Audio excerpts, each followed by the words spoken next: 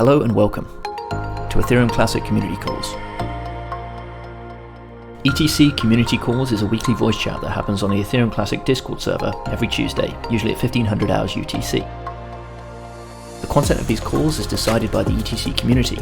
If you'd like to contribute, you can join us on Discord at ethereumclassic.org/discord, and you'll find us in the Community Calls channel. If you'd like to help spread the good word of Classic, make sure you comment on this video, like it, subscribe, share, and hit the notification bell. Thanks to all involved in contributing to ETC. Hello and welcome to Ethereum Classic Community Call number 12 on the 8th of February 2022.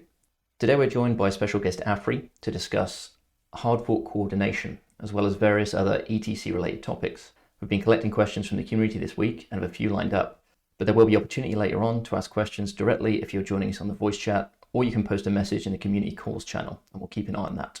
Before we begin with the Q&A, I just wanted to make a couple of quick announcements, both related to SHA-3 debate, which is ongoing.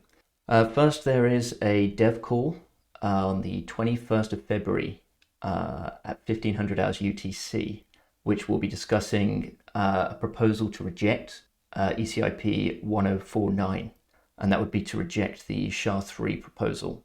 So if you're interested in joining that debate, it's planned to, there's a link in the Discord as well as the show notes for this, so you can join us on the 21st of February.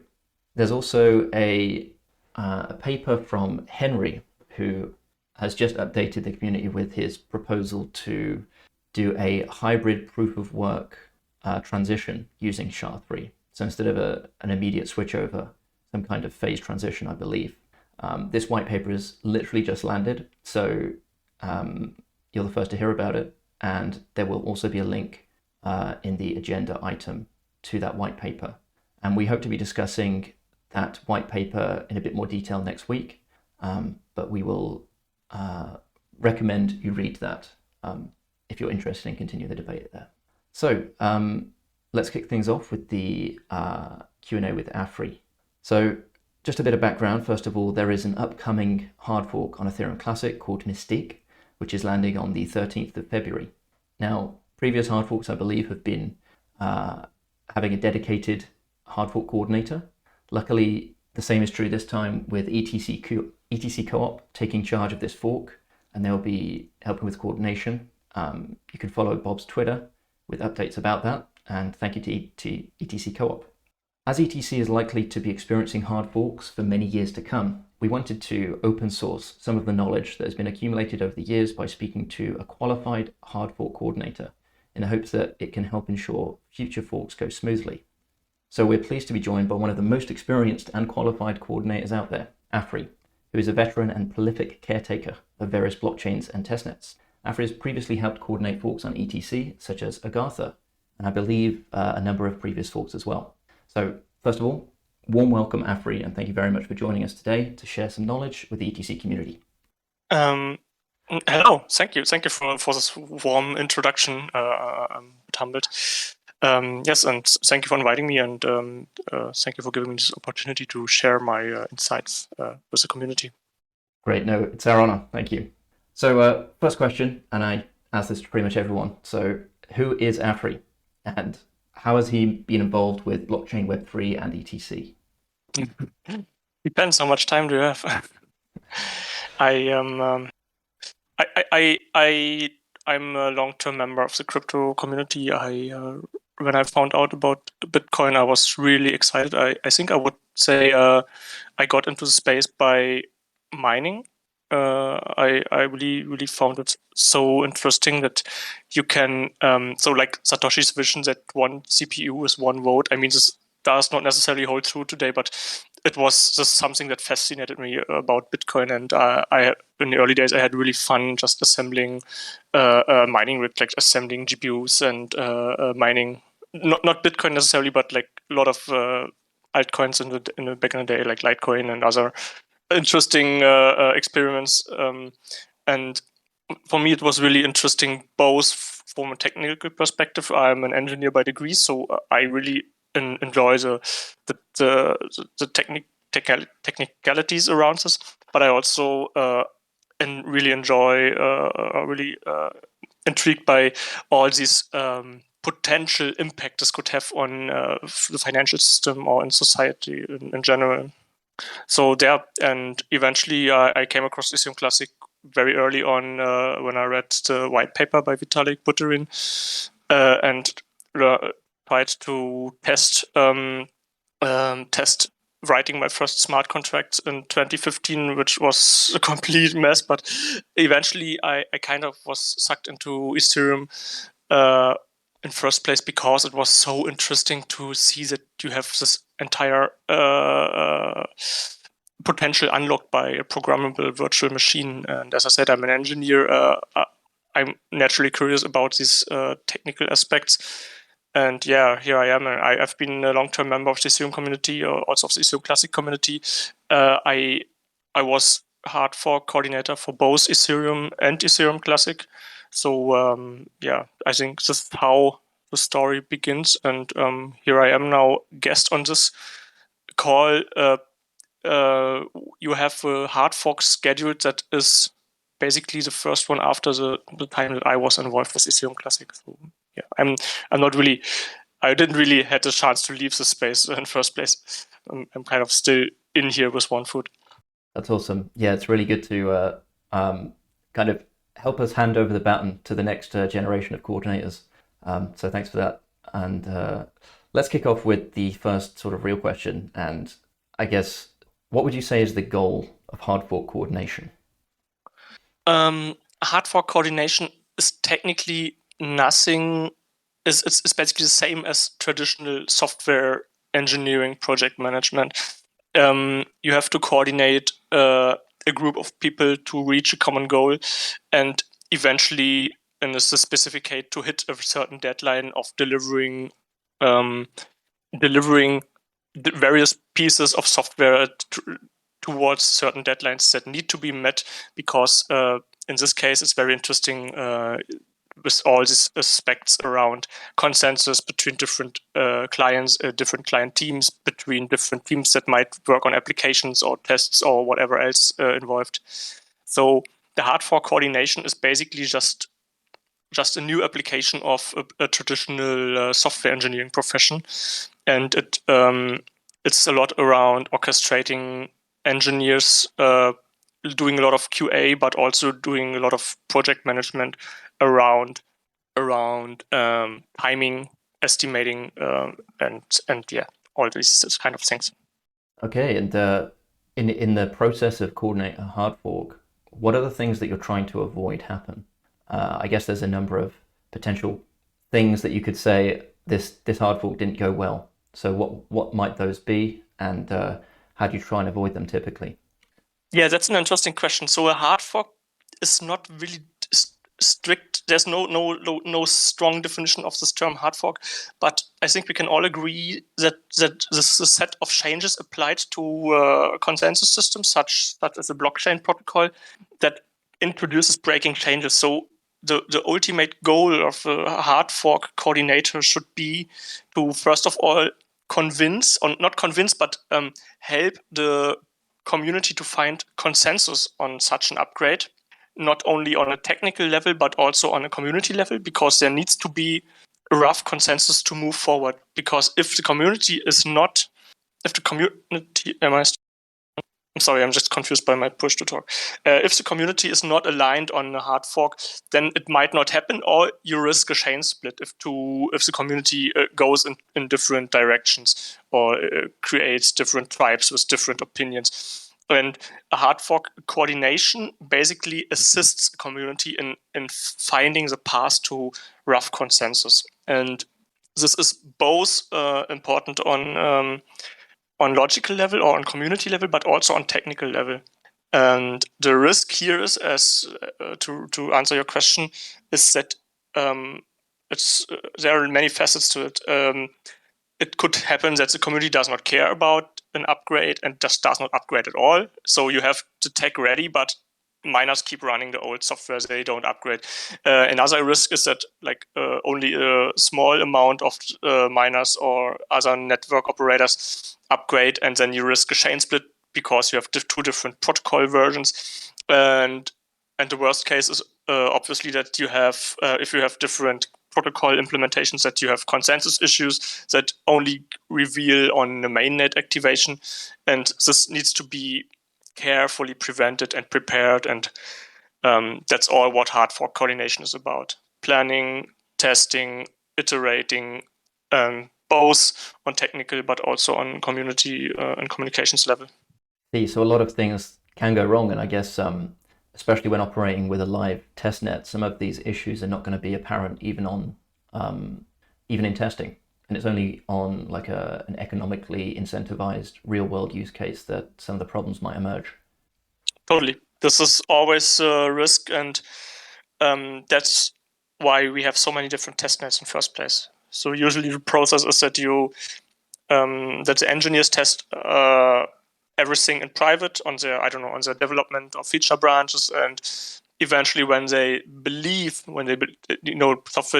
software development is never final, but in the end, if you believe that your feature is ready, then you test, then you talk to other client teams, and then you create private test nets, and you test different implementations of the same thing against each other, and even then you just grow confidence that your code is working and that the other team's code is working, and then eventually you can approach the community and try to schedule these features on testnets. And even on testnets, you don't have the same utility as on a mainnet, and you can really try to stress test everything on testnet. And even on extremely heavily used testnets, such as the old modern classic testnet, even such as Ethereum Foundation's Robston testnet, you still can miss certain edge cases, and there's always a small risk that the day you activate a feature on mainnet, you miss something, and it eventually will trigger only on mainnet, and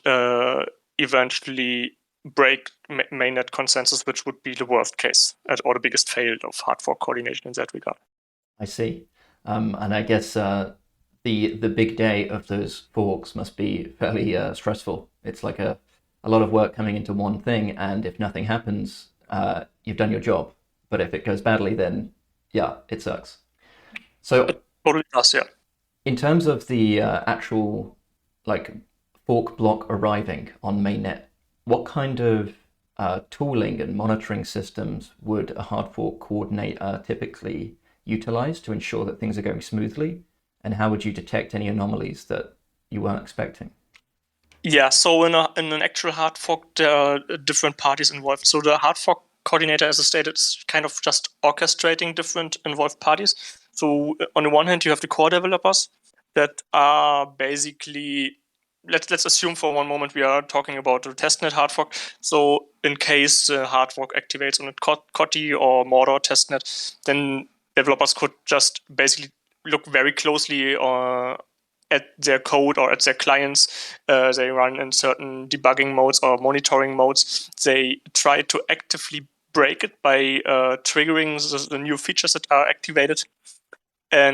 But you also have other stakeholders. You have validators on the proof of authority networks. You have miners on proof of work networks. And also these stakeholders needs to carefully monitor how their nodes operate, and are they operating correctly. And what I do as a hard fork coordinator usually is that I get a number of bare metal machines, and I try to install all existing protocol implementations, all clients in different configurations. So I usually have a pre-fork and a post-fork configuration ready, so that I can easily compare outputs of both clients, both versions of the protocol against a matrix of all clients. So if you have 3 clients and 2 different network versions, you have basically a matrix of 6 different clients and versions. And in the moment the hard fork activates, you can use different tools for monitoring what's going on. And I personally use the so-called fork monitor, which is basically just a very tiny HTML page with some embedded JavaScript that queries an RPC endpoint and gets from all these different versions and clients the latest block information and compares a lot of metrics such as block height, block hash, block total difficulty, and so on. And with all these little metrics, if you put them all next to each other, then you can easily spot any misbehaviors. And if something is going wrong, you can immediately spot it. You can immediately talk to developers, ask questions. You can approach miners, and so on. And so I believe the fork monitoring dashboard is one of the most important tools. But there are also other tools. I use mining pool software to run my own miners. I use the start-off dashboards, the ETHNet network status dashboards, where you can get a more wide overview of the network status. And yeah, there are some more smaller tools you could use. I see. And on top of this, you're not just monitoring the network, but also potentially reaching out to different stakeholders, which might include exchanges and wallet operators, for example. And I guess depending on the type of problem with the fork would depend on who needs to update their client or who's behind on the old network. And it seems like you need to be able to contact basically any major player that hasn't updated properly or needs to push an update. And that requires some level of, I guess, you as a central point of contact are somewhat trusted by these other counterparties, right? Yes, in a way. This role of hard fork coordination is a very is a role that needs to be very carefully executed, because you are not a hard fork manager. You're not a chief hard fork executor, but it needs to be very clearly communicated that coordination is a process of management without authority or without hierarchy, because the fact that you hold a lot of strings in your hands and try to tie them together doesn't necessarily mean you are in a position of power, and you should also not try to become a position of power. So with that said, I would say you still, if you execute this correctly, then you come in a position where people trust you and they understand that if you are working for a certain client team or for the Ethereum Classic community in this regard, that people accept your kind of authority when you reach out to them and inform them about certain upgrades in future. I see. So in the example of there being some kind of problem with a chain split, what would it look like from the hard fork coordinator's perspective to try and fix things? Like if they need to send a message to an exchange to get them to update, for example, would that be done by the coordinator themselves or by some other? Would they be asking the client team to request that, or who's pushing messages around? So, we need to differentiate here. There are two different types of communications. The one is prior to the fork, and the other is post-fork communications. And the communications leading up towards a hard fork are much more relaxed, because you still have time to prepare people to upgrade their nodes. And this is a process that can be fairly decentralized. Anyone from the community can reach out to Coinbase, to Ethereum Classic pools, or they can look up network statistics, which are the biggest pools, which are the most important. They can individually reach out. They can just share like common resources from the ECIP's repository or news items, just to prove that there is something going on that pools or other infrastructure providers needs to be aware of. This changes a lot in the event of emergency. So let's assume, let's say the hard fork goes wrong. We have a consensus issue between two client implementations, or something else goes wrong. Not enough miners upgraded, and I don't know, clients try to reorganize to the wrong chain and it's like a complete mess. In this regard, then the hard fork coordinator has a certain responsibility to orchestrate people or like to delegate people to directly identify the issue as soon as possible and reach out to involved parties as soon as possible. It is not necessarily the role of the hard fork coordinator to also reach out.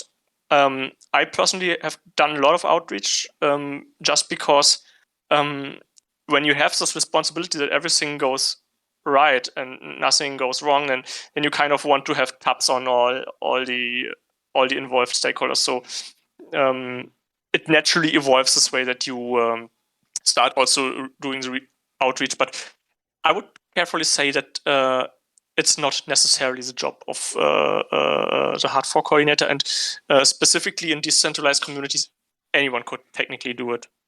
I see.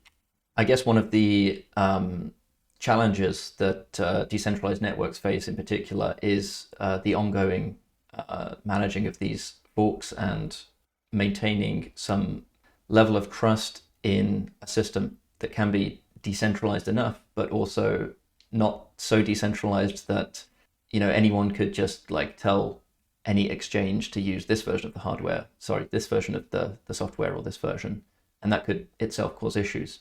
And the other issue, I suppose, is sometimes exchanges probably don't want to give out their sort of private battle stations communications channels to anyone. So doing it in a completely decentralized way seems like it's very challenging going forward. Do you have any ideas of how, like, what the boundaries are in terms of how decentralized it could be going forward, and how this could be coordinated in a sort of standardized way going forward? Not really. It has always been a pain point to reach out to exchanges, especially the ones that are not the major players, but not the very small ones, but like maybe the medium-sized ones. Some are like really difficult to reach. The only way you can really find out to how to contact them is basically just creating a support ticket on their Zendesk, and that's like really annoying. And then you get like a tier 1 support employee that tells you that nothing is wrong and their system is fully operational, and then you roll your eyes and say, no, that's not my point.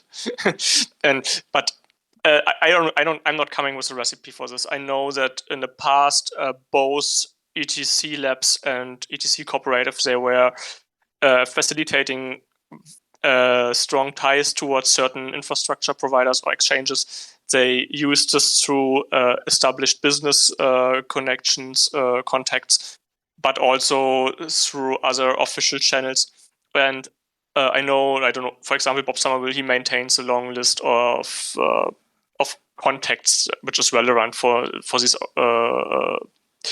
cases. And there's really not really a good recipe. Also, this ecosystem is changing so fast. So with each and every hard fork, you have to like basically start all over and find out who are the biggest exchanges with regard to volume. So when I say biggest, it's important because how much money is at risk.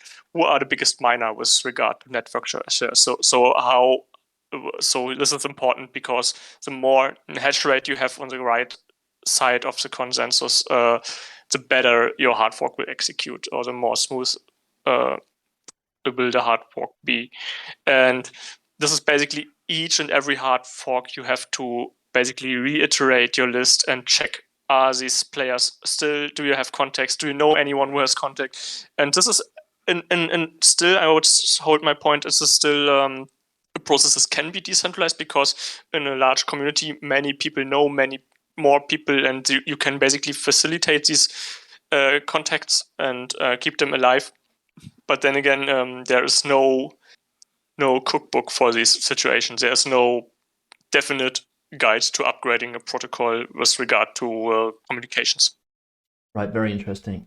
In the case of let's say it's a temporary chain split because of some client incompatibility, are there any heuristics that are like go-to that you can use to say, oh, this side is wrong and they need to upgrade versus the other side?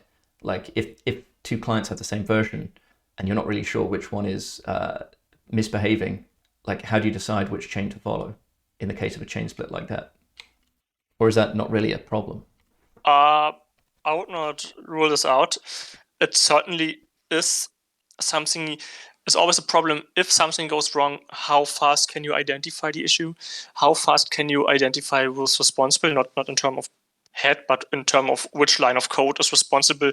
How fast can the developers fix it, patch it, release it, and announce it?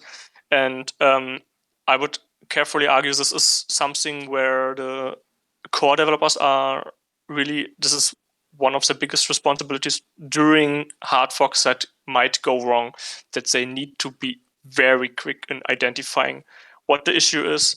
And then based on that, you can make calls, but I would never make a call without knowing what's going on or what could be wrong. So it's in most cases, you can fairly quickly find out which of the clients or which of the versions of the client or which parts of the code base misbehave. And once you have identified that, you can make pre-announcements. Once it's patched and released, you can make announcements to act upon that. And yeah, that's. But I would say this is a really huge responsibility on core developers in such a really tough situation to quickly identify these issues and make the calls. I see. This kind of ties in with the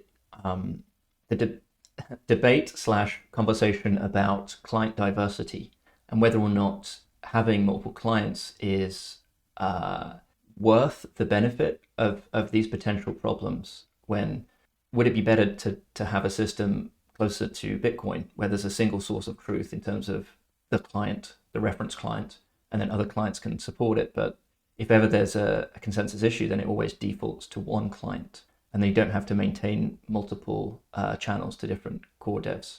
Do you have thoughts on the client diversity issue? Yes, totally. I mean, this is the answer to this question is highly opinionated, and I know that there is a Bitcoin way with just one implementation, and there is a Ethereum way with as many implementations as possible. And I don't know, what's your opinion on that? I would say I have been kind of slowly growing into the Ethereum and Ethereum Classic ecosystem, and I have been working at Parity Technologies with Gavin Wood for several years, and he always said, I don't know if you know it, let me just quickly tell you a story about the Parity Bitcoin client. I don't know if anyone remembers or even knows about this. Gavin Wood released a Parity Bitcoin client, I think in 2018 or 2017, and this was the only client, as far as I know, back in the day that did not use this central Bitcoin consensus. And he refused to use this consensus library published by the Bitcoin core developers. And he was attacked heavily for doing this because they said he puts the network at risk. He puts consensus at risk by creating a secondary implementation of the consensus protocol. But then again, he defended anyone should be able to build their own implementation of this decentralized protocol, because if there's a bug in the main or in the quote unquote official implementation, how do you know if there's not an additional implementation? And this is a technical aspect, but there's also the political aspect of protocol governance. If you have only one implementation that is maybe controlled by only one entity, how do you ensure that this one entity does not abuse their position of power to just unilaterally change this implementation? And this is, now I can conclude, my personal opinion is that the Ethereum Classic way is the better one, because by distributing this power of implementation to 2, 3, or more teams ensures whenever anyone wants to make a change to the consensus protocol, it needs to go not to one place, but to all teams, and need to convince all teams or the community altogether. And I believe this is technically a risk. I agree. And I understand that Bitcoin believes in being technically more on a conservative, secure side. But on the political side, I believe it's a strength of having multiple clients implementations for the sake of being more resistant it's some kind of meta decentralization. You cannot just go to one client and hack it, or even if there's a bug in one client, you still have other clients that run the correct protocol. And it's just, I would argue, client diversity is a strength rather than a weakness. Yeah, it's a very sort of esoteric topic, and one that I think there's pros and cons to both sides of the argument, and the additional complexity and coordination effort involved can definitely pay off in a lot of cases. Um, I'm still personally not really decided as to whether or not diversity per se, without a single, at least like clear defined thing, is better. I'm still open to the debate, really, but it's one I think that is extremely interesting, nonetheless. Totally, it's an interesting topic, and we have different sides of blockchain ecosystems. I mean, Bitcoin is a huge ecosystem. Ethereum maybe is a huge. Polkadot might become a huge ecosystem.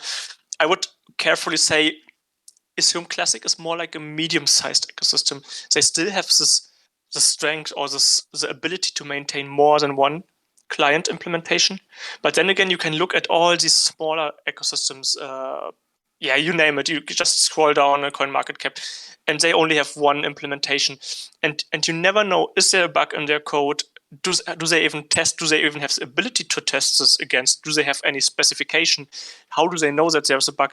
And if there's a bug, is this part of the protocol now? Because once a bug is included in a block on a public blockchain, most blockchains wouldn't re-roll roll it back, and therefore I would say it's very good for Ethereum Classic to still have this feature of having at least two clients that can be checking on each other. So I would say it's one of the more major blockchain ecosystems out there. Right, and I believe that very client diversity has in the past saved Ethereum Classic. I think back in Shanghai, Spurious Dragon hard fork, right? There was a bug in one of the clients that would have caused a major network problem, but luckily Parity did not have that bug, so at least part of the network was able to continue. Exactly.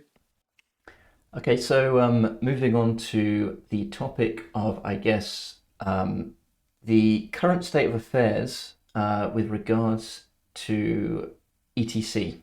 And what do you think, having spent a good number of years in the ETC ecosystem, of recent events, the Treasury debate? I'm not sure if you've been following the SHA-3, but what's your general sort of impression of where ETC is right now? That's a tough question. I mean, Ethereum Classic is moving very slowly, and again, this is something you can discuss about. Is this a feature actually? Is it like doing the Bitcoin way, just rather not move at all before breaking things, or could could there be more accelerated development towards building out the ecosystem, being more developer or application friendly? I don't know. I would carefully say Ethereum Classic has always been in this risk area between these two things, and always been in this risk to be not strong enough to be relevant for application developers, but also not fast enough to make a difference. So it's difficult to say.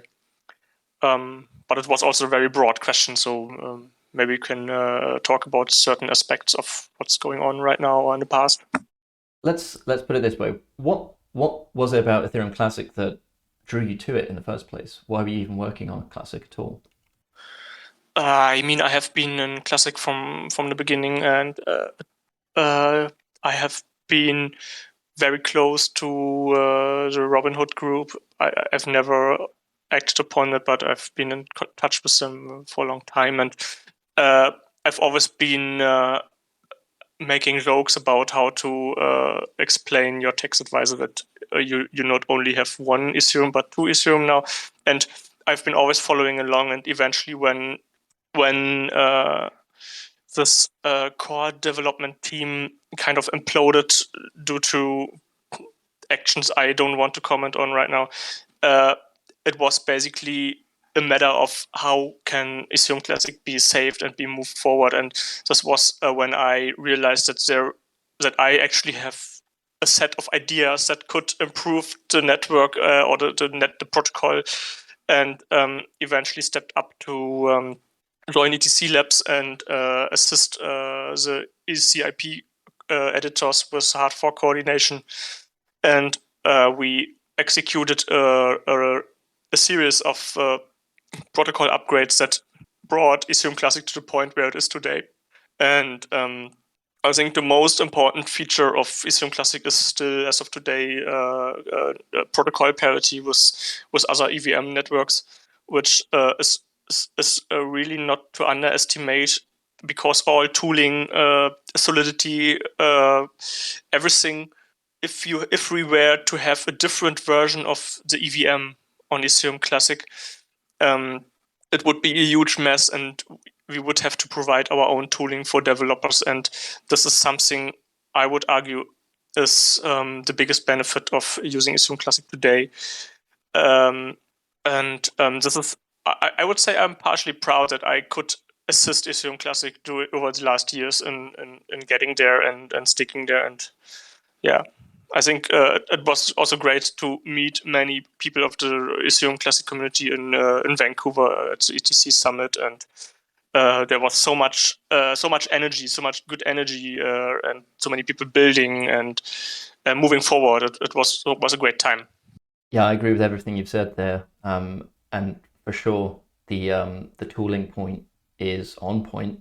I really do believe that a lot of the innovation happening on Ethereum is inherited only because of that fact, and the compatibility is super important to maintain. But this kind of leads into the next question, and the next obvious big thing on the horizon that's not specifically on ETC but massively affects it is the merge on Ethereum mainnet. And how do you think, well, first of all, is it going to happen? And if it does, do you think miners are going to try and mine the old chain and continue like Ethereum mainnet version 1? And if not, are they going to come to ETC? And if they do, does that pose a problem for ETC, or is it a benefit in your eyes?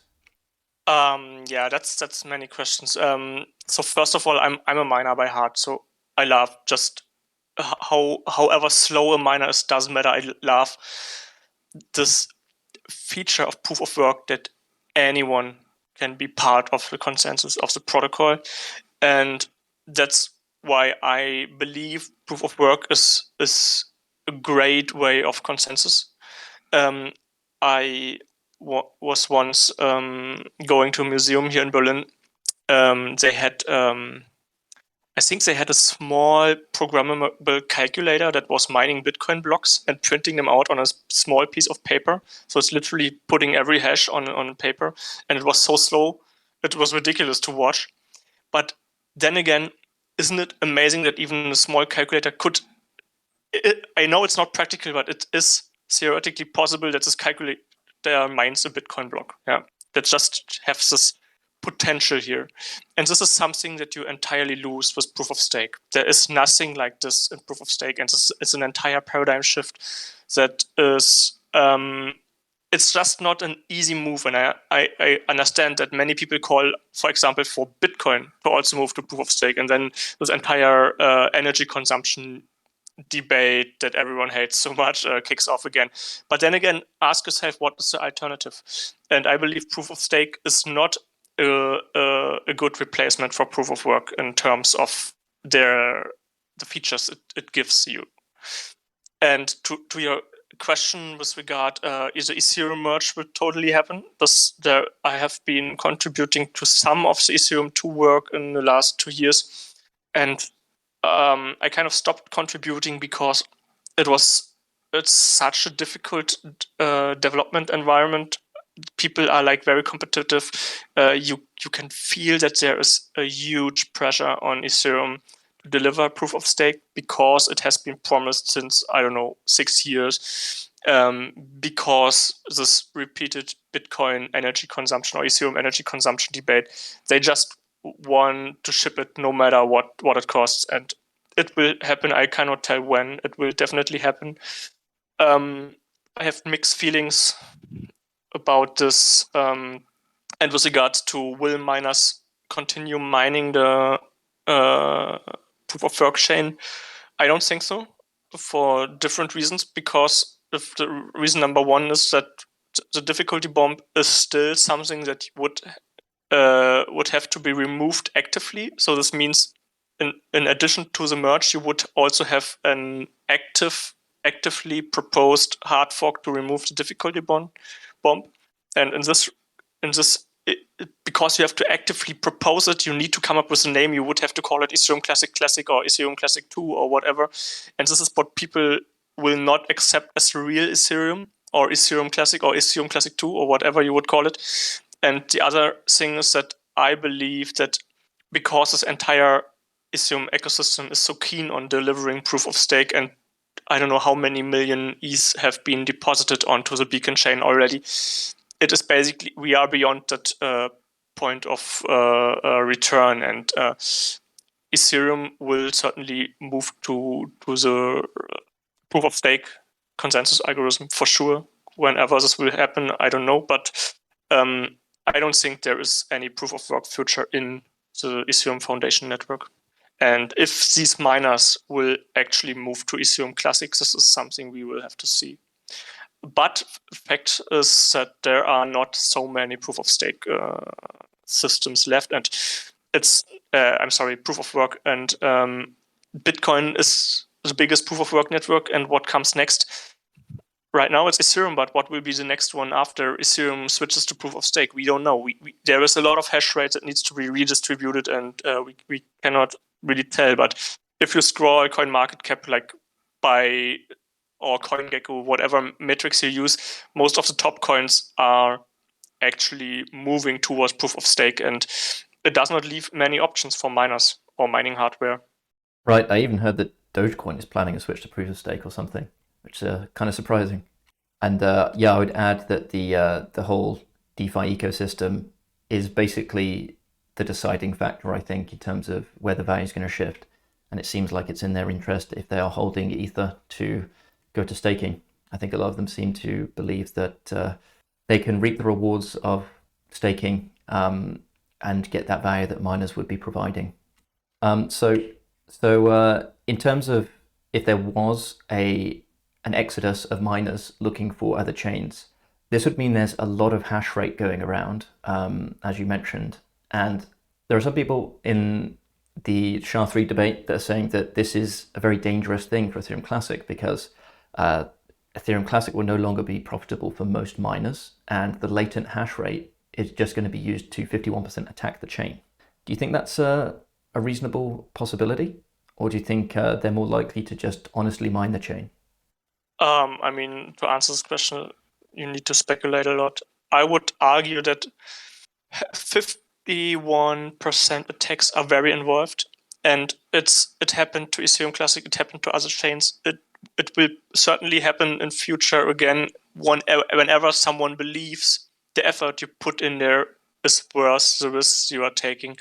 And the 51% attack is much more complex than having 51% of the network hash rate. It's much more complex because you also need to have someone you can double spend on. You need some smaller or mid-sized exchange that you can execute these attacks on.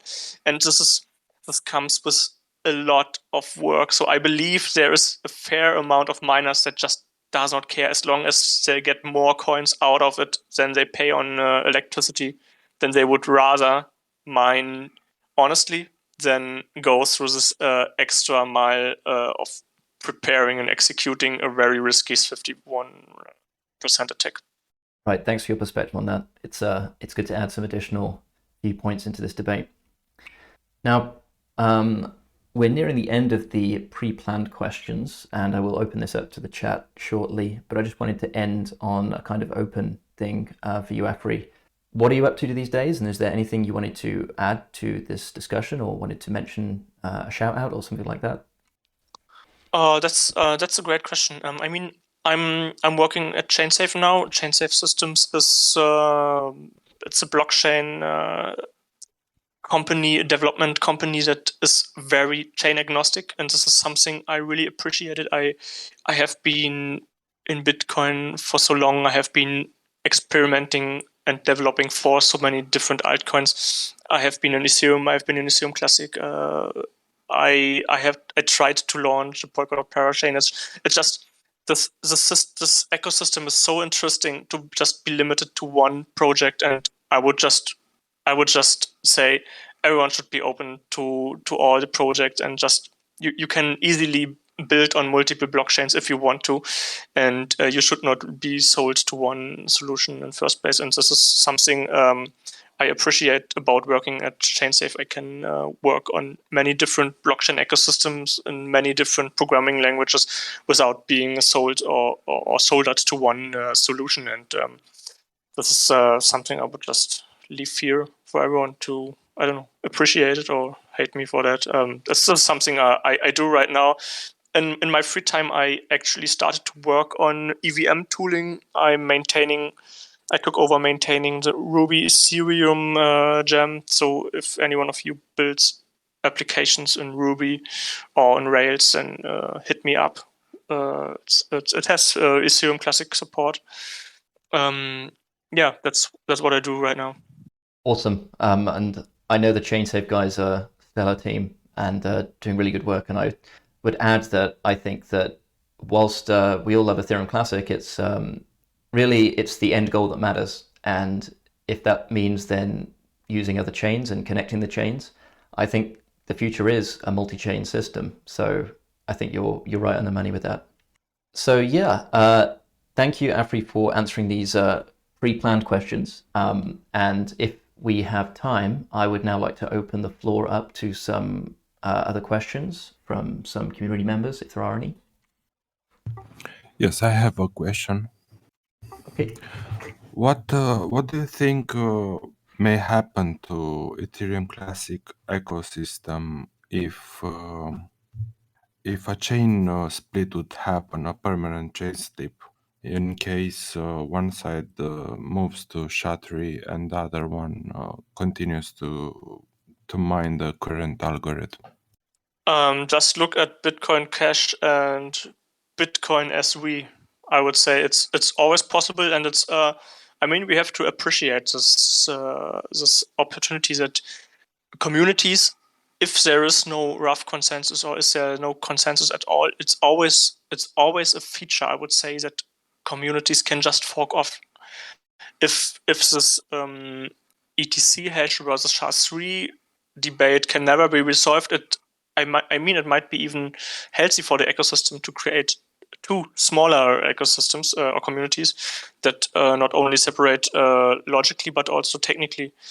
Of course, it has shown in the past that there will be always one strong side of the chain and one more weak fork. So I would not encourage to split the chain over consensus issues, but in the last step, you could always do this and consider it, and you should not be afraid of forking or splitting if there is no other way. But in terms of DeFi or NFTs or dApps, how do you see this change? Yeah, it's very involved. Everyone, not only node operators or miners, have to make a decision which chain they want to support, but also everyone in community. This includes developers of applications, of decentralized exchanges, DeFi. Everyone has to make a call. And I remember in Ethereum Foundation network, there were this risk of, I remember when the parity multisig was hacked, there was a strong debate. What if parity just forks Ethereum and unlocks their funds on a minority chain, and everyone was like freaking out about the impact on applications from MetaMask over stablecoins such as DAI. What happens to a forked stablecoin? And I know this is like very involved, and that's in first place why it should be avoided. Rough consensus should be always the ultimate goal. But that said, as I said, there is always this opportunity to decide, to make this final decision to say, okay, we want this feature so hard that we are willing to fork off.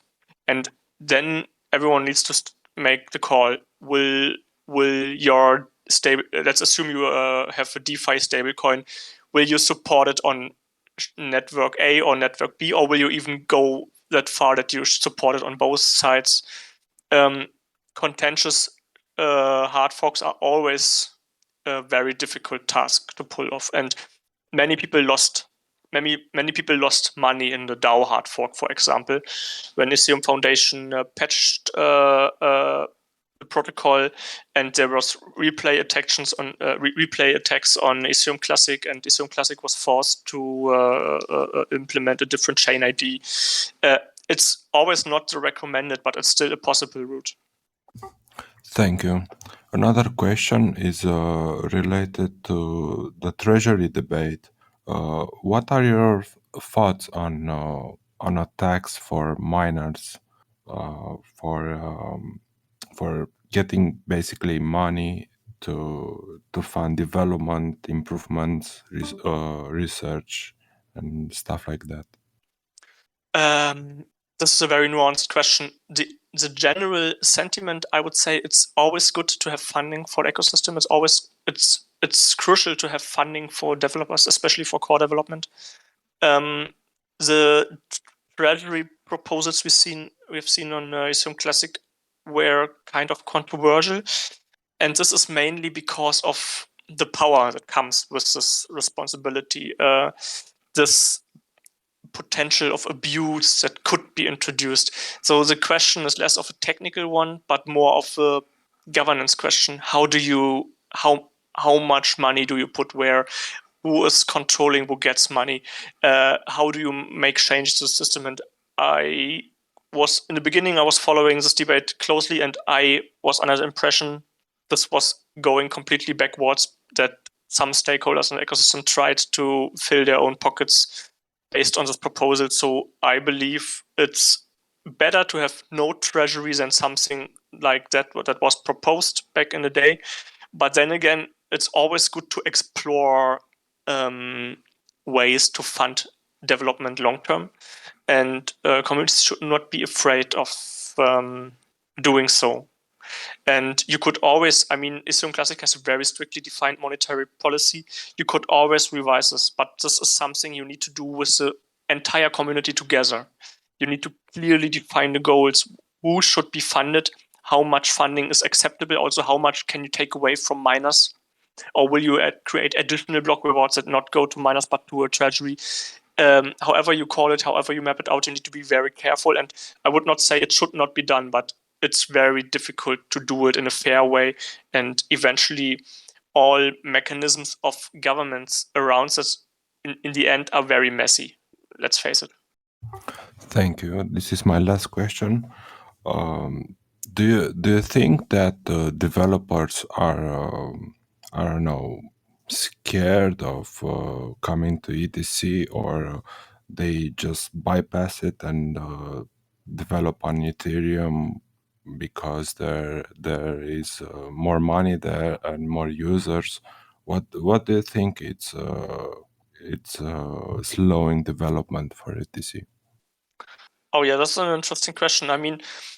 There was a time when Ethereum clearly didn't scale, when the Ethereum Foundation network was so contested that you had to pay thousands of dollars to get a transaction broadcasted and included in a block.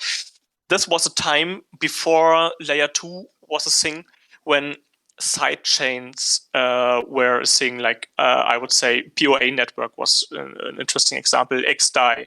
These are all chains that were created well after Ethereum Classic existed, with the ultimate goal to provide a cheaper alternative in parallel to the Ethereum Foundation network. This is something I always believed was a huge chance for Ethereum Classic. This is why I also tried to assist in bringing Ethereum Classic back to protocol parity, so that Ethereum developers could also have this option to not only deploy to one chain, but to choose which chain they deployed on. And eventually, in the end, this never worked out. And I believe this is always complicated because the differences between Ethereum Classic and Ethereum Foundation networks are not only of technical nature, but also in political nature. And people rather decided to deploy applications on XDAI network, or it's called Gnosis network now, because they believed they didn't want to get involved in politics.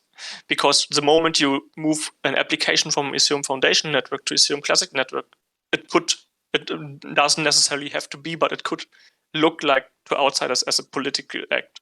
And this is probably something that prevented a lot of applications to experiment with Ethereum Classic in first place. Today, I would say it's a different situation, because now we see layer 2s coming up. So layer 1s in general lose relevance a little bit, at least from an application perspective. So in 2022, I would say it's even more difficult for Ethereum Classic to attract developers. Thank you. Hey, I just Afri, wanted to. this is Kevin Lord. I just got a quick question. Kevin, could I just wanted quickly jump in here? I previously just wanted to allow Henry, because he has a hard cut-off line, to quickly make a comment about his white paper before he leaves, and then we can get back to the Q&A, if that's possible. Cool. Great, thanks. Thanks everybody for the opportunity. I've been listening to I've been involved in the discussions, about the fork to SHA-3, all the implications on the ecosystem, people's thoughts about security and whatnot. And, while I really appreciate the work that Alex did and want to see ETC succeed, with a more secure proof of work chain, I think that the differences are hard to bridge. We've seen that repeatedly through all the other GPU communities. Ethereum being a good example of the threat, their stance against ASICs. Nevertheless, in this case, there's a threat of a big onslaught of hardware that comes in that will basically will render mining unprofitable. And I personally feel that Ethereum Classic needs to make some changes. So looking at other networks and how I came up with stole this idea from Grin actually, and from some of the ongoing work in Monero, came up with a scheme for dual proof of work, where we have the ability for existing ETC hash to coexist with Kachek. And really, what this does is allows existing miners on GPUs to continue mining, and then adds a new layer of security with the SHA-3 Kachek chains or proof of work. Adding the SHA-3 will basically render a lot of the GPUs, will make the chain more secure, because each GPU is equal to about 10, somewhere between 10 and 30 FPGA. So right away, you've got a new class of hardware that can come in and bolster security. And if you divide the proof of work in half, then basically it makes it impossible to attack. This also addresses the issues around silicon write difficulty, because there's a lot of concern about setting the initial difficulty on SHA-3 Kachek, and that could disrupt the chain if the difficulty is too high or too low, as we saw on other chains. So, we took a look at work that's been done in other chains and really thought that this would be the best for the community. I put together a white paper that describes, what other chains are doing and how ETC might want to do it. And then I've also answered on an FAQ at the back of the white paper, the concerns I heard from the community, like what happens, is there a risk of a chain split? What kind of hardware is out there? Is it unprofitable to mine? And so I think if I remember, there's about 10 questions I answered. And, I welcome discussion with the community to try and improve ETC, and especially on the security side. So I look forward to everyone's comments next week. In the meantime, we've posted this on GitHub. There's a link, and I look forward to people's input. Thanks for that, Henry. And yet, you can find the link on the agenda of this community call, and we will be looking at that in detail next week. So thank you. Over to you, Kevin. Sorry, before I go, can I ask Afri a question? Oh yeah, sure. Go ahead. Hey, Afri, it's Henry. Good to hear from you. Thanks for insight on the hard fork. We always wondered what goes on in the background. My question is related to Ethereum. What do you think the chances are of a 1.0 fork? And it does pose a lot of difficulties for people trying to carry on the 1.0 chain, as they have to try and maintain the fork 2.0 chain, which is hard to do. And then we've also got the threat of the ice age and the higher difficulty that the core devs from Ethereum can impose. Hey Henry, thank you for this question. As I said earlier, I believe the chances for an ETH1 fork are very low for multiple reasons. So the one reason is that removing the difficulty bomb would be an active fork. You would have to actively fork against the merge. You cannot only maintain the status quo and lean back and say we are the original Ethereum Foundation network, but you would actively have to oppose what not 2, not 3, but like 8 or 9 client teams have been working on for several years. So this is the one thing, and the other thing is that I believe that miners really don't care too much politically about how a network evolves. I mean, they are not very happy about the move to proof of stake, but I also believe they will not necessarily mine a dead chain because they also have to pay energy bills in the end, and the risk that these coins are worthless is fairly high. And also, I mean, technically, proof of stake has always been on the Ethereum roadmap, so it's really, really difficult to argue that there is some value behind this one proof of work fork coins. I don't know, does this make sense? Yes, it does. Thank you very much. I missed the part about the dead chain, but that was a good, valuable contribution. Thanks for that. Also, I wanted to comment on your paper. I haven't read it, but we had early ideas about when this SHA-3 debate. I mean, we have been having this debate for 2 or 3 years now, and there was always this notion of what if we had a transition phase where we have both consensus algorithms available. So I would be really curious to read about your paper, also about the implications or how you balance out both algorithms. It would be really interesting to learn more about this. Look forward to your input on that, Afri. So anyways, Afri, this is Kevin again. I just wanted to thank you for continuing to contribute to this project. It's pretty noble of you. But about your opinion with a potential switch of the mining algorithm, like I totally agree with you with the Bitmain's user activated hard fork, and then Bcash, and then SegWit2x, and none of that really ever happened because there just wasn't what you were talking about, like there wasn't any other clients available. But I think you make some really good points. I think a lot more people should listen to you more often. And yeah, thanks for being around. Thanks for having me. Well, it's not up to me.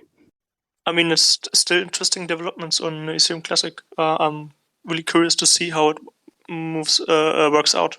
I'm also interested about. I didn't really follow, but how your discussion around the EIP 1559 concluded in the end. I just saw today that you eventually decided not to include it.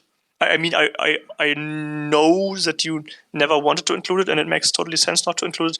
But like not having type 2 transaction types or a base fee opcode for compatibility, it's still interesting because now we are leaving the field of protocol parity a little bit. Yeah, Right. most definitely. Would you say or think maybe Ethereum is sort of like a testnet for Ethereum Classic, in a sense? In a sense, maybe. I mean, they have a lot of new features and a lot of users that test these features, and in the end, Ethereum Classic can just cherry pick, and technically that's what Ethereum Classic has done in the last years. Yeah, I would in 2022, I would even argue it might be worth revisiting the monetary policy of Ethereum Classic under the circumstances of burning minor fees, as it happens with EIP 1559. But this is I'm more interested about the technical implications, but I'm not really following or less thinking about economic implications. So I'm not really opinionated about it. I'm just coming more from an application or tooling developer and seeing that Ethereum Classic will not really support Type 2 transactions, which most of the EVM tooling is moving towards to make it default. Yeah, that was actually one of the concerns at the very beginning of the monetary policy debate, was that that is going to happen eventually. There's not going to be, the mining rewards there to be sufficient for developers to develop. So I think for sure that'll probably be revisited, because from what I understand and all the research I've looked at, everything I've seen, it was geared more towards the investor side. So it'll be interesting to see the developer side share their thoughts and opinion on that. Yeah, totally.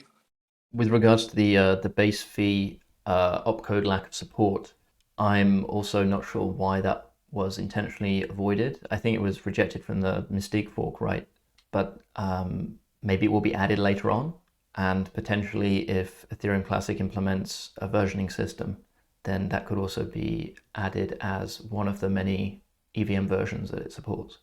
Yeah, I think the reasoning was that by not completely implementing 1559, this opens up a lot of unknown vectors, because you would have to partially implement it and change the way it is supposed to work, and by even setting base fee to 0 or hard coding certain aspects that we don't want means introducing a lot of complexity, and this is probably the reason for convenience that or the core developers decided against implementing it, and makes sense from a technical perspective. But looking at all, as I said, I'm coming from a developer perspective, from a tooling developer perspective, that most wallets move towards, and I mean, Ethereum Foundation Network is the biggest EVM network, we have to admit this, and they in most cases default to Type 2 or like EIP 1559 transactions by default, because it is otherwise it would be a waste of transaction fees on the Ethereum network, and therefore it could further broaden the gap between Ethereum and Ethereum Classic and make it more difficult for Ethereum developers to build and deploy applications on Ethereum Classic. I see. So this is a compatibility issue that will affect wallet and message signing primarily, or transaction construction, as opposed to contract authoring. Is that correct? Yes, this is basically about how transactions look like. But I mean, Ethereum Classic, so there are transaction envelopes. I don't know how familiar you are with this. There are legacy transactions that are basically just the most simple way to have a transaction on an EVM network. And these basically get wrapped in an envelope. And Ethereum Classic already has this feature. There are so-called Type 1 transactions that have this feature. So you could maybe also have a different Type 2 implementation that just maps, I don't know, max priority fee to gas price or something like that. Just because the only difference between EIP 1559 transactions from a transaction perspective to legacy transaction or so-called Type 0 transaction is that you have two different types of gas price. Interesting. Looks like something that's worth looking at for future updates, and definitely to keep track of in terms of, as you say, like diverging from compatibility. It'd be a real shame if one of the major libraries, for example, stopped working with Ethereum Classic.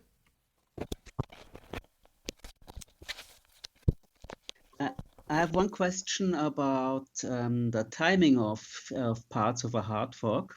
If we look at the final stages of a hard fork, then there are things like having a feature freeze for all the things that should go into it. Then a point where all the relevant code should be stable.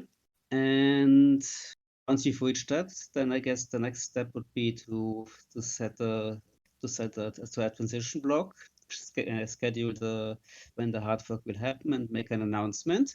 And well, first of all, do I get this sequence right, or would you do things in a different order? And the second question would be then, how much time would pass between the announcement and the actual fork? So how much time do people in general need to do like exchange operators and such, and or maybe wallet developers who haven't paid attention yet? How much time do they need after the announcement to get ready on their side? That's a very interesting question. So, as always, there's no general rule to this, and that has a lot of moving parts here that need to work together correctly in case to ensure that the hard fork will execute properly on a given timeline. I personally always coordinated hard forks backwards. So if you would task me with coordinating a hard fork on Ethereum Classic today, I would say, okay, let's do it in June. That's 5 months. That's I think the minimum time, the minimum convenient time to execute a hard fork. If you already know what the features are, then you would have to go through governance. And this entire process of implementing it and testing it and finding rough consensus is something that can be executed in parallel. That is not blocked by timing a hard fork, because you can always adjust dates later. But ideally, you don't want to adjust dates too often, so it will create confusion between node runners, miners, exchanges. You want to avoid announcing dates before you actually know when you want to fork. So let's assume you want to you have 5 or 6 months time now in advance to plan and execute this fork. Then you basically go backwards to say, let's fork on Wednesday, the 21st of June. And then you go backwards. Okay, you want to have at least 6, if not 8 weeks of stable testnet activation. So you go 6 weeks before June 21st. So you basically have beginning of May.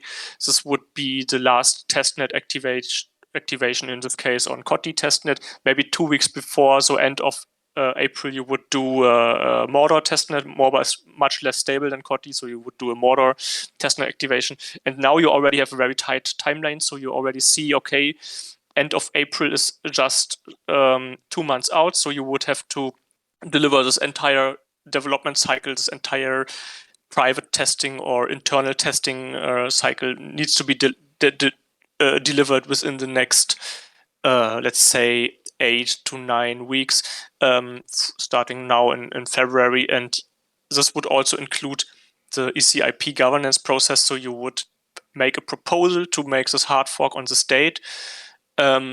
And you can do already run some numbers and suggest numbers. It's really always block numbers is always the moving target, and it's very difficult to estimate months in advance because block times on proof of work networks are very strongly, they are not very consistent, unfortunately. So it's really hard to predict months in advance. So yeah, I think my point is, if you want to do a hard fork, you basically define a wanted hard fork date in the future and try to estimate, will this work out? So by calculating backwards the mainnet activation, the testnet's activation, the internal feature freeze and internal testing deadlines. And this needs to be coordinated with the core developers, and they say yes, this is possible, or they say no, it's not, or they say it's possible, but we need to have certainty from the community governance or from the ECIP process.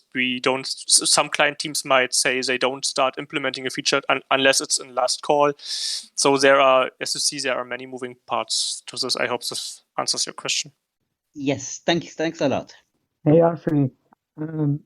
I mean, if nobody else has a question or any, I don't want to take up, any other time. So, anybody else I have just wanted to questions? mention that I believe Afri has a hard cutoff in the next few minutes. So if there's any burning last questions, then now is the time to ask. And if not, you can take the floor, Kev. Cool. So, Aubrey, it seems like the main arguments for SHA-3 to be implemented are that for them not to be implemented is ASICs will take over, and then it will be a centralized network. And then the opposite side is that all these GPU miners are just going to overwhelm the network with their 1 petahash, and that's gonna just destroy ETC. But I mean, just like with Bitcoin and how that progressed from when it was worth pennies to where it is now, do you think that would be the most likely way forward for it, or I guess the path of least resistance for that the mining ecosystem? I honestly don't know. I'm a big fan of SHA-3, but that said, I'm also a big fan of many other algorithms.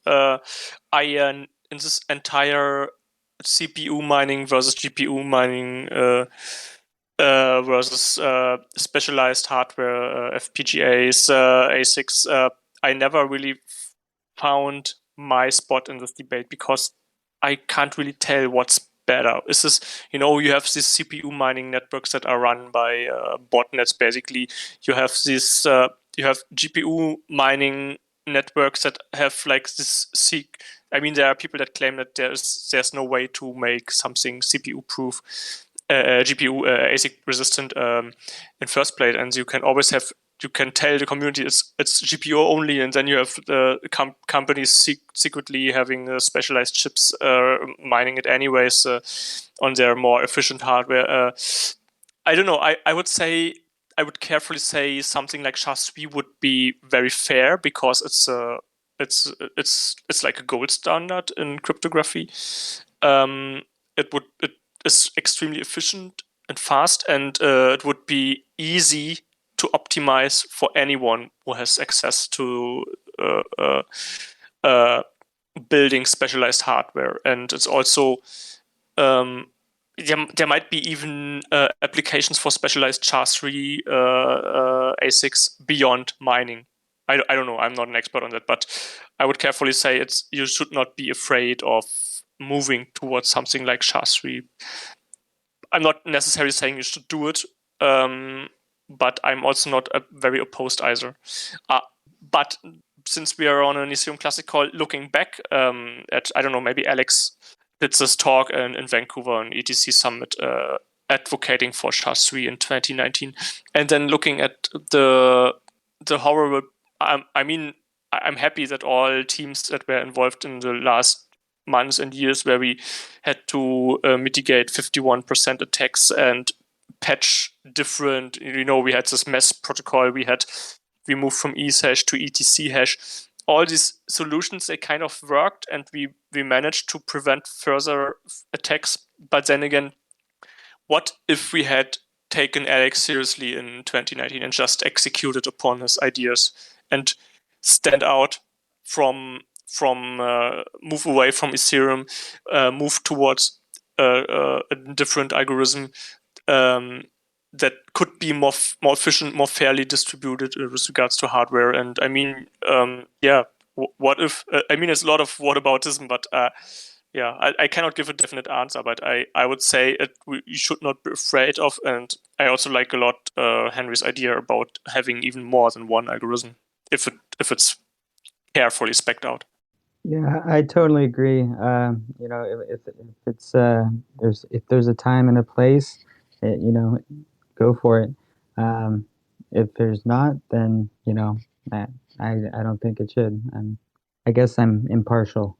Yeah, well, we don't have consensus for it, so we're just wasting time talking about it. So, Afri, I want to say thank you so much for all your work on the protocol parity. I remember the days when you were working on this quite a bit, and I think that was a really big value lift for this network.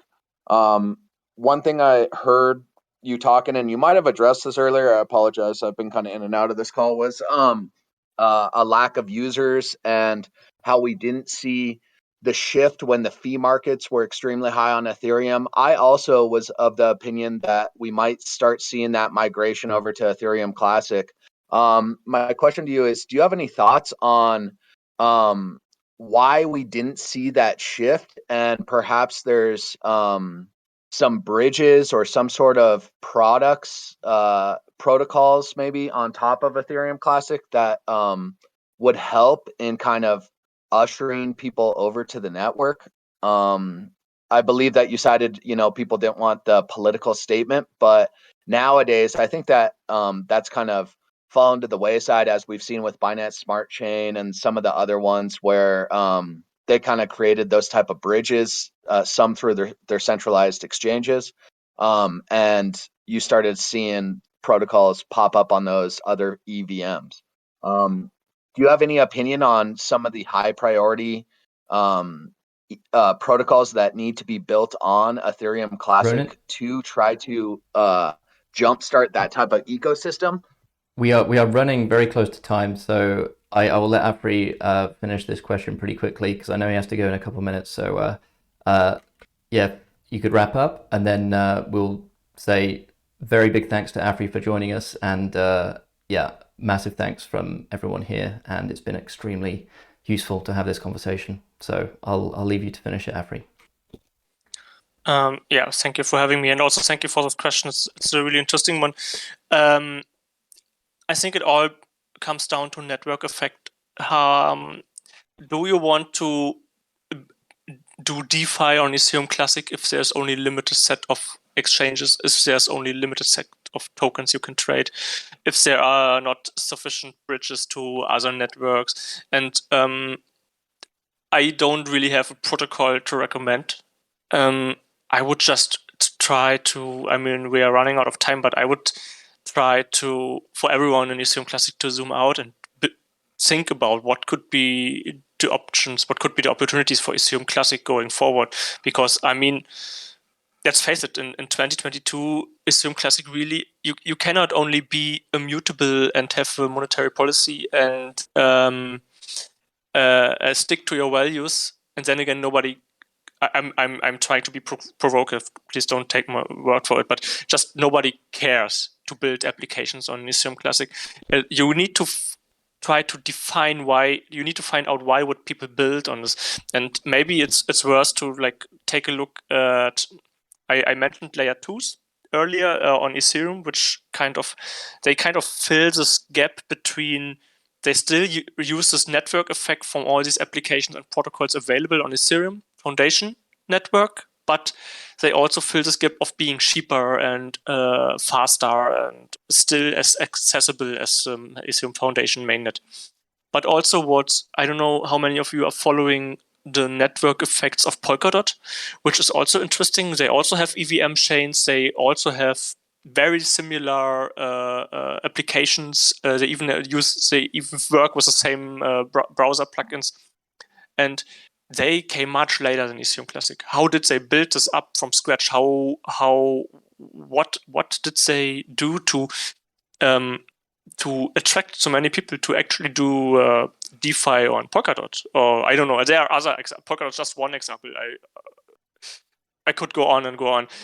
For Ethereum Classic specifically, it might be time to like just really step back, zoom out, and like get this helicopter view of this ecosystem and think, if I were an application developer, what needs to happen to actually use or makes it attractive to deploy my applications on this network, and or as a user, as a DeFi user, as a trader, whatever. Why would I use Ethereum Classic? And maybe it's really time for Ethereum Classic to, if there's this desire to be more attractive for developers and users, maybe it's time to also be open for more radical changes in the technology stack, in how you position yourself. Do you always want to be the little sister of Ethereum Foundation Network, or do you want to maybe do a bold move towards a new ecosystem? Do you want to build upon a much more modern technology stack? All these things that could be considered, but you would have to be courageous and step out of this little BSU and core gas cloud, is step out of this ECIP process. I'm not saying you should ignore all this, and it's so far these values are very high goods in the community and they should be preserved, but you should allow yourself to think about where to move to from the point we are here today. And we are still here, and this is a good thing, but you also need to think, where do you want to go? And eventually this is something, I believe, this is not necessarily a technical question, but it's something Ethereum Classic needs to discuss openly. And yeah, this is a discussion I would happy to follow. Yeah, but we are running out of time. Yeah, thank you, Afri. You've been super generous with your time and left us with a lot of amazing food for thought. So we are over time, and thanks for joining us. Thank you. Have a great day. You too. Thanks. Bye-bye. Okay, so that was Afri. The call is continuing as long as we still have enough coffee in us, because we do have some other items. But before I continue to the next section, were there any other comments on Afri? Floor's open. Wish there were more devs like him, especially on the other side of the Ethereum. Yep, he's definitely, I guess, an MVP. Yeah, very agnostic too. Okay, so I wanted to continue the call with the next section with, I guess, a mini announcement of an MVP product that's related to ETCDAO, which has just been sort of launched in a very beta stage, but will be over time evolving into hopefully a grants system or funding platform type thing. Currently, it's just a GitHub repo at github.com/etcdao/gigs. And over time, this is going to grow and basically be used as a testing ground for how we might be able to raise funds and allocate funds via various different DAOs that are running in ETC. So thanks to Ronin for the initiative there. That's awesome. You're the one that fired it up. Thanks to you. Inspired from Monero. So credit where it's due. And if anyone has suggestions or updates, questions, yeah, feel free to contribute into the repo. Sorry, Kev. I know somebody who really likes Monero. Yeah, me too. Yeah, so I attended one of their conferences here in Denver, and it was one of the most insightful conferences I had. But one thing that I really like about, I think, that community is that they figure out a way to fund and improve their protocol.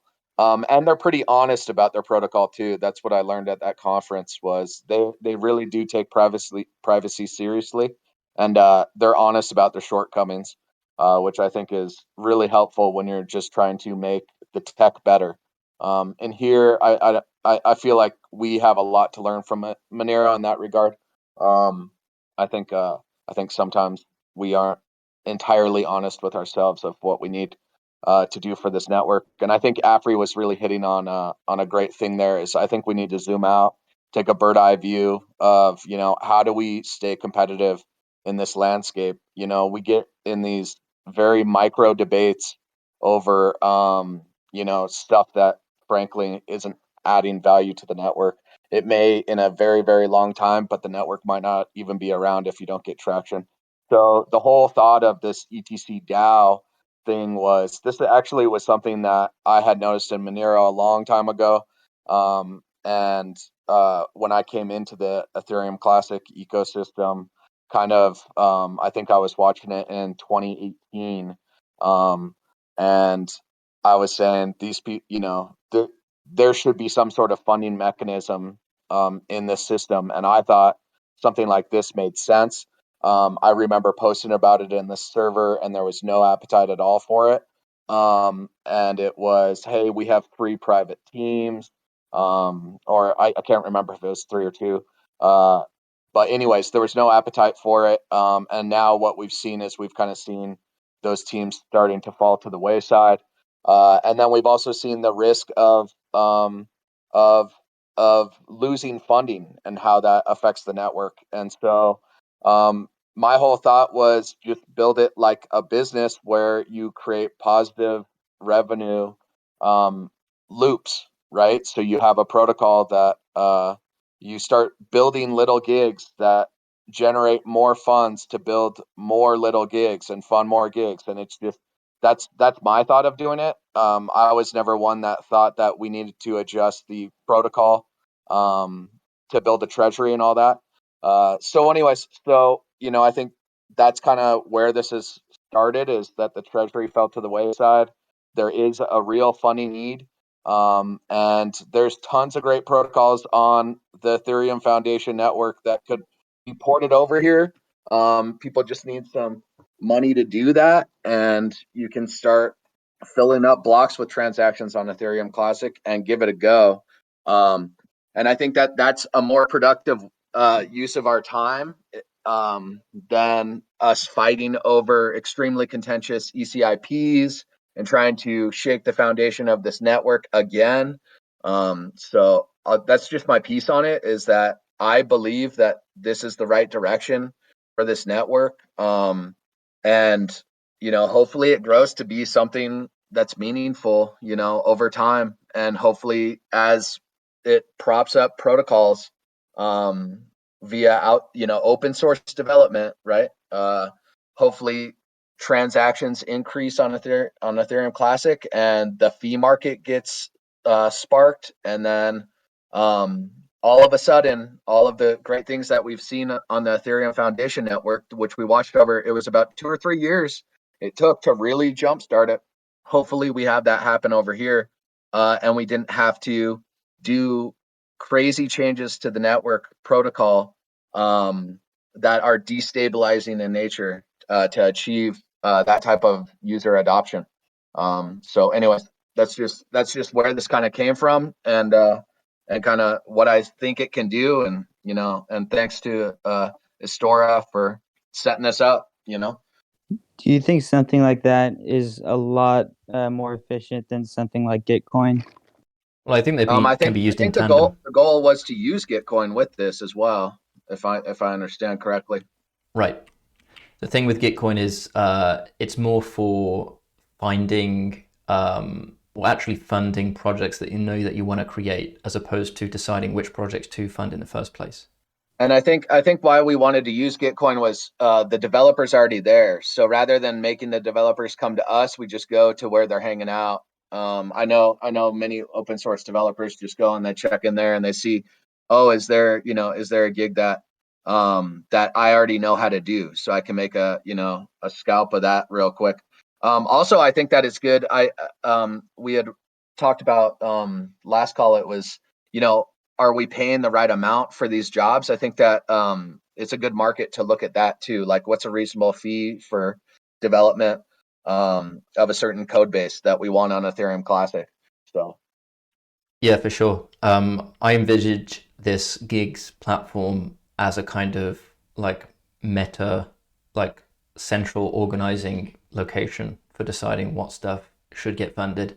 And it could be that like one gig is use Gitcoin to fund blah blah blah. Another is use this charity LLC or whatever it is to fund this other thing. But it could be using any number of different sort of funding mechanisms or something like that. But it's more of just like a coordination central point. Are you guys aware of any potential competitors or potential competition in the DAO space with ETC? Not that I'm aware of. Yeah, and I'm not sure what you mean by that, of a competitor to a DAO.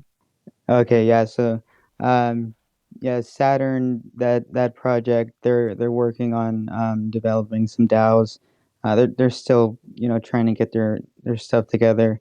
There's that other Moloch DAO, the ETC version of that. I think Alex might have been the only contributor to that.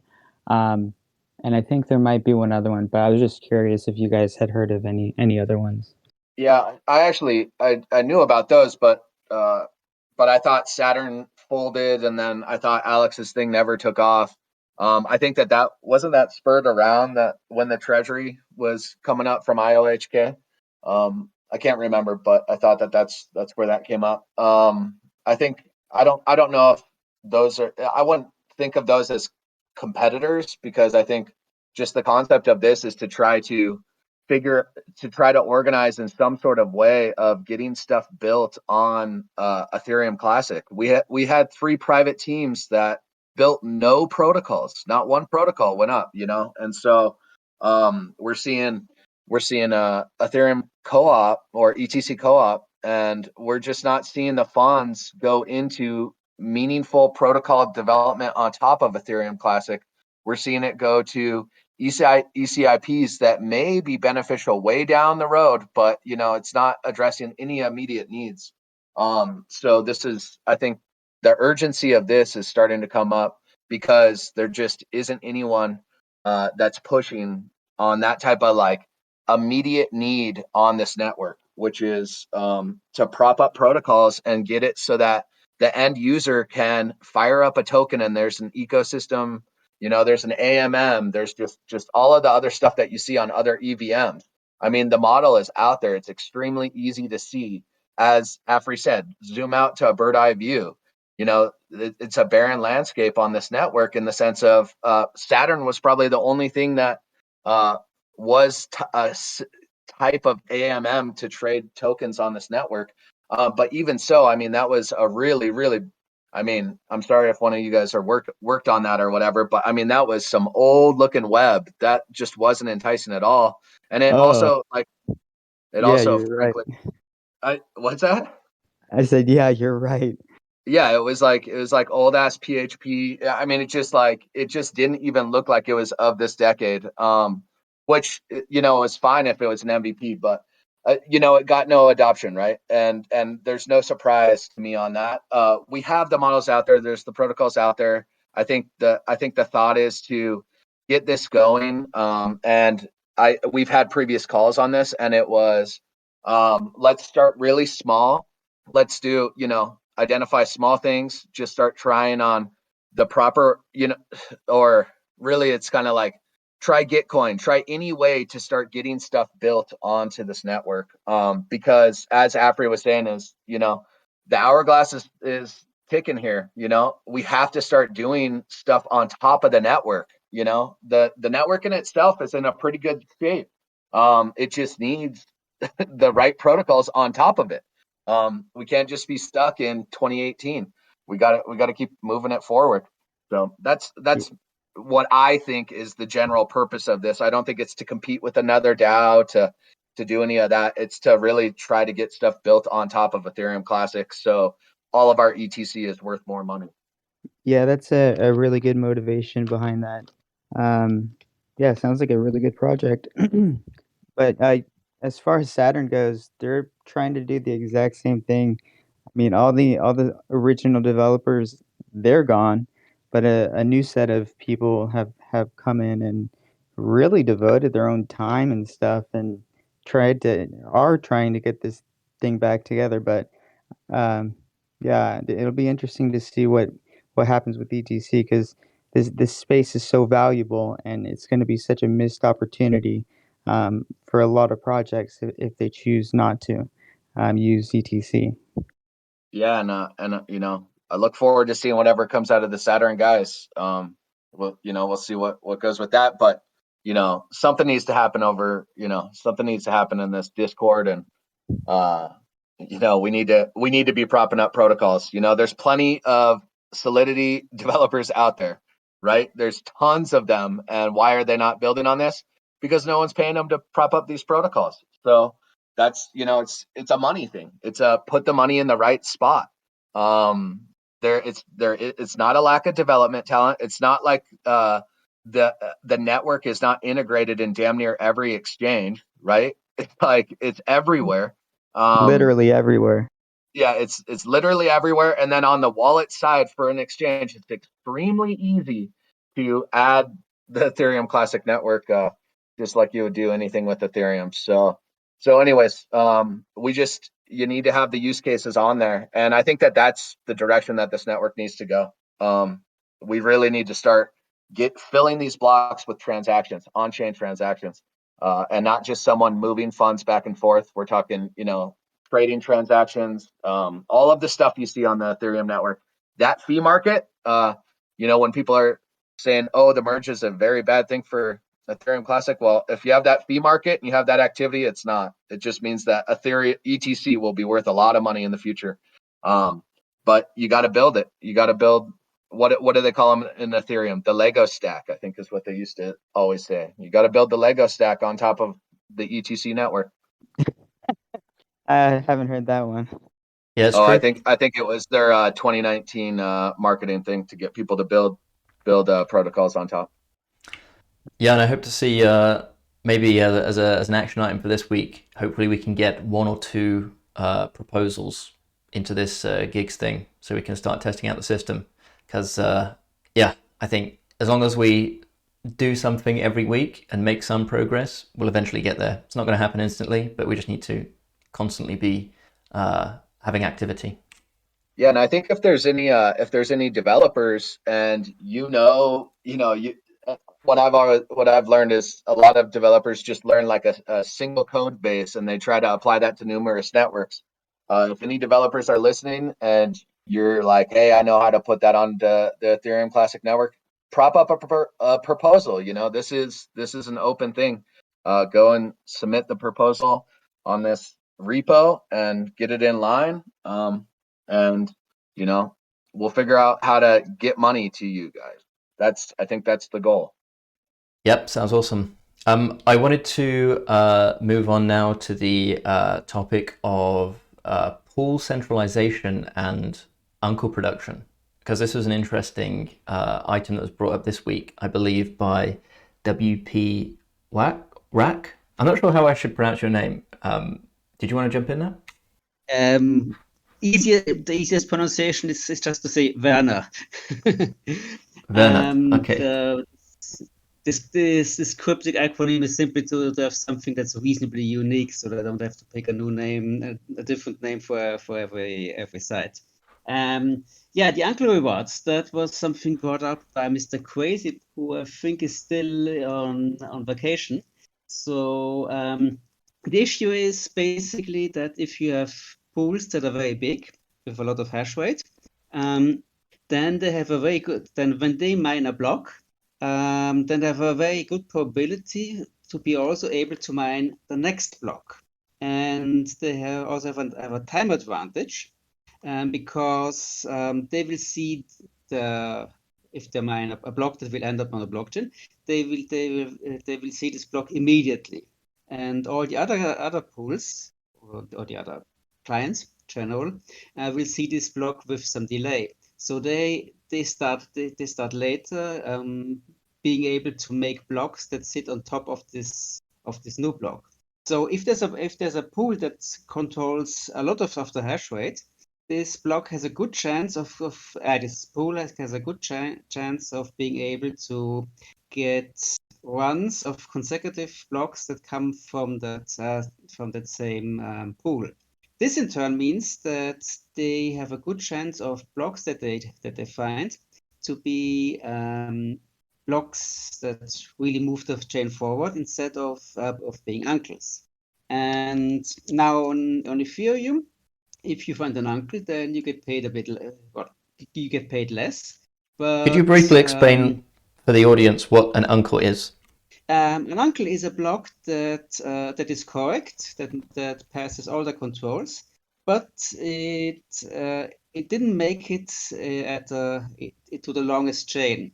Instead, some other block won that race, and then future blocks can reference those uncles and say, by the way, I found that there was this other block that was submitted, but it wasn't there to be part of the longest chain. But we would still like to acknowledge that this was a valid block and its content can be considered part of the blockchain.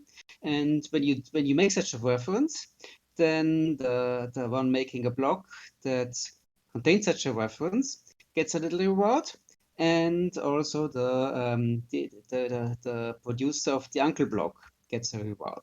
And on Ethereum, well, I don't know the numbers for Ethereum, but on Ethereum, it's a relatively significant compensation you get for your uncles.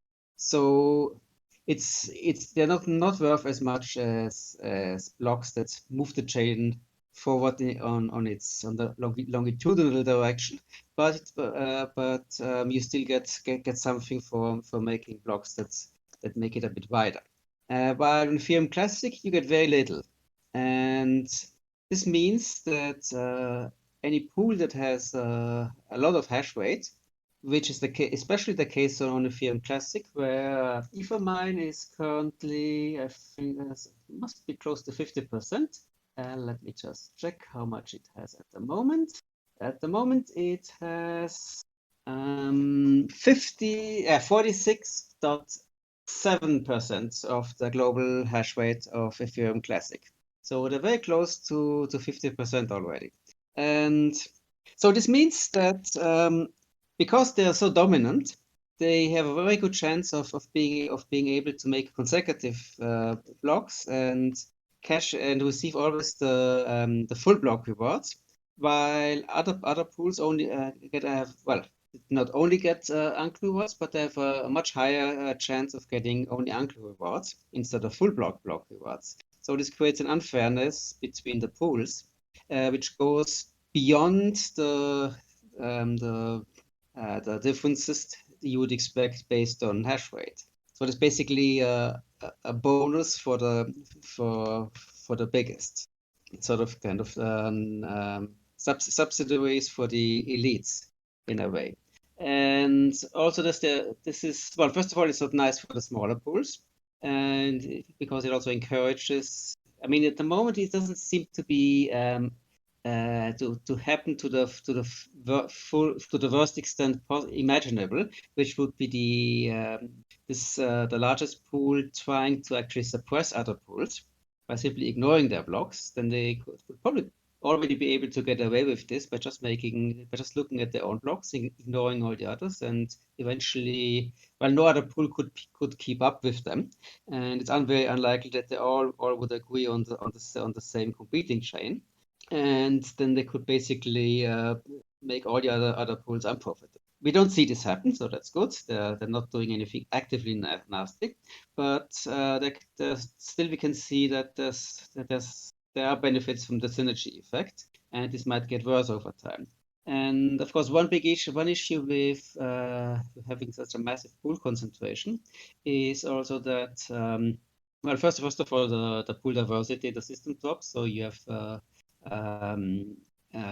less diversity in the software, higher risk. You create a single point of failure, and it will also make the pool more attractive for attacks. I mean, you don't need to have 51% of the hash rate if you can control a pool that has 52%.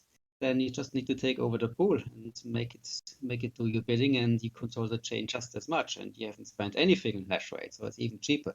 So one idea is to improve the uncle rewards to make things more attractive for smaller pools, and to reduce the risk of such an unintentional benefit boost basically to a very large pool, so that the minor distribution would be a bit more even, so that we don't get one dominant pool and that could then cause all kinds of centralization issues. And of course, that's just one of many possibilities. I mean, there has been some criticism that increasing uncle rewards would mean changing the monetary policy. This could be, well, in a way it would, obviously, but it wouldn't necessarily have to mean that there would be an increase of a significant increase of overall emission, but instead it could be just be done by reducing the block reward and moving that to the uncle rewards part of the general reward scheme. But there might be other options. So that's there's no specific proposal on that side. Just the general consideration that those small uncle rewards mean that small pools have a disadvantage that is implied by this structure, and that can lead to problems. Interesting. Is there a link or a document that we can add to the show notes to help people get their heads around this? No, there's nothing yet. I was thinking of trying to do a numerical simulation that would let us see how things go. How this effect depends on various parameters and what the possible outcomes are of such concentration. But I haven't gotten around to this yet. There's no larger description of this thing. It's basically something that Mr. Crazy raised. I guess he noticed that he was seeing more uncles on his small pool than we see on Ethermine, and then he realized it's probably due to this. And I think this is a very plausible observation hypothesis for this effect. And there are indeed signs that there's such an unbalance. But no, there's nothing. There's no paper on this yet. Interesting. One of the potential ways to mitigate an increase in the reward of uncles is by having longer block times, so that you get less uncles overall. I'm not sure the number of the block time changes this effect. I wouldn't really expect. I mean, the effect is simply that you have a higher chance of mining the next block, and this, if you change the block time, this doesn't change your probabilities because they are determined by your hash rate. Okay, I guess yeah. I was Sorry, going go to ahead. say, I'm pretty sure this has been discussed, I think like 6 or 7 years ago. I'll try to find the ECIP. I think it was an ECIP, or maybe it was just a discussion. But it was by Dexran. He was trying to propose all these types of solutions. So I'll try to find that and post it. That's great. Thanks, Kevin. So we are reaching the 2-hour time, and that's a fairly long one. It's been a very fruitful discussion once again. Are there any other final topics that people want to bring up before we wrap up? Okay, Nice so to see new and old people. yeah, it's good, isn't it? It's got some momentum now. We'll just keep on rolling. Most definitely. All right, so that concludes this week's call. Thank you to those who contributed and for listening and sharing. If we didn't cover something that you'd like to discuss, you can always submit your questions and topic suggestions in the community calls channel, and we can bring it up in a future talk. Hope to see you all again next week. Thanks. Bye bye.